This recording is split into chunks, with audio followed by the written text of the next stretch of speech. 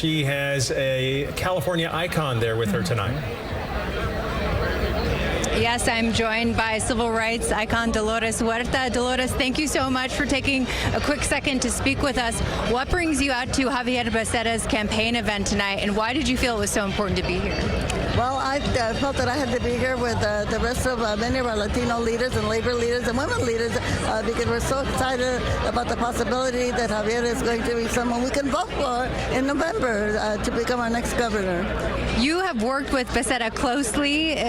What do you think he brings to the position of governor should he be elected? Well, he has the most experience as a congressman, as the head of Health and Human Services, as Attorney General of the state of California.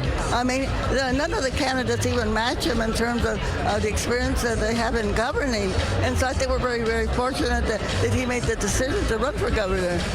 Should he be governor, what do you think he could do to serve not only Democrats, but Republicans and all Californians? Well, we know that we're going to be going through some difficult times right now with all of the budget cuts, and we're facing some very difficult moments. But I think that he is strong enough, and he's shown that as Attorney General. He cares enough, as he's shown as head of Health and Human Services, that he will do the best for all of the people of the state of California. And who are you hoping that he focuses on in this next chapter of his possible political career?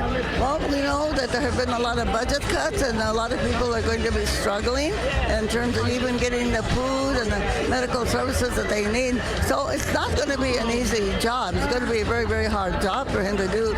But I think that, as I said before, he's got the experience and he'll be able to deal with it. And so we have to do as much as we can to support him so that he can do the job also, and to make sure we get him into office in the first place. All right, Dolores, thank you so much for your time. We really appreciate it. No, you're welcome. Thank you very much. Thank you so much.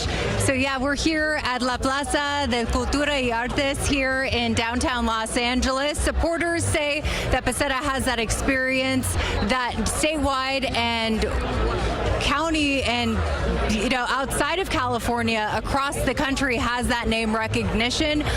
Some opponents say that they need something different. Maybe that California needs a change of pace, another direction. And to those opponents, Becerra has said, this isn't a red or blue issue. This is an issue about me and you. So again, just,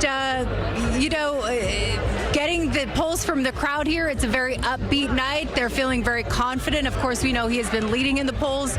Those votes continue to be counted tonight. But again, here live in Los Angeles, we've been speaking with voters about the issues that have really impacted them, and that is housing, affordability, utility costs. We know that within the first 100 days, Becerra has said that he would work to pause or freeze insurance rates and utility rates.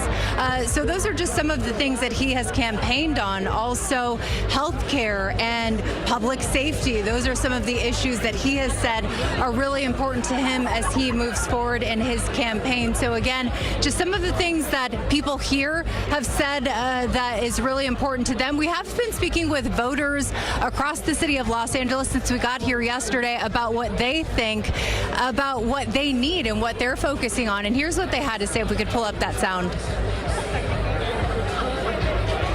All right, we'll send it back to you.